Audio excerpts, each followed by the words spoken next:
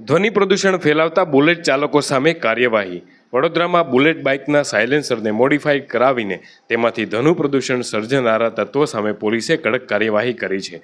તાજેતરમાં શહેરના અલકાપુરી વિસ્તારમાં રાત્રિના સમયે પોલીસ જવાનો દ્વારા ચેકિંગ હાથ ધરવામાં આવ્યું હતું, જેમાં 5 જેટલા ધ્વનિ પ્રદૂષણ કરતા બુલેટ ચાલકો સામે કાર્યવાહી હાથ ધરવામાં આવી હતી। પોલીસ કાર્યવાહીને પગલે નિયમોનો ભંગ કરનારાઓમાં પણ ભારે ફફડાટ જોવા મળ્યો હતો।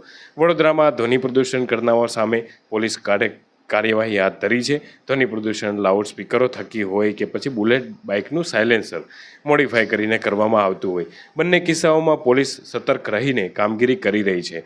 તાજેતરમાં શહેરના અલકાપુરી વિસ્તારમાં રાત્રિના સમયે પોલીસ દ્વારા સ્પેશિયલ ડ્રાઈવ હાથ ધરવામાં આવી હતી। આ દરમિયાન વિકૃત અવાજ કરનારા 5 બુલેટની અટકાયત કરીને ચાલકો સામે વધુ કાયદેસરની કાર્યવાહી હાથ ધરવામાં આવી હતી। આ બુલેટને ડિટેઇન કરીને ચાલકો સામે MV એક્ટ મુજબની વધુ કાર્યવાહી હાથ ધરવામાં આવી હતી। અગાઉ ટ્રાફિક પોલીસ દ્વારા સ્પેશિયલ ડ્રાઈવ યોજીને સાયલેન્સર મોડિફાઈ કરાવીને ધ્વનિ પ્રદૂષણ કરનાર તત્વો સામે કાર્યવાહી કરવામાં આવી ચૂકી છે અને આગામી સમયમાં પણ આ પ્રકારની કાર્યવાહી શરૂ રહેવાનું સૂત્રો દ્વારા જણાઈ રહ્યું છે।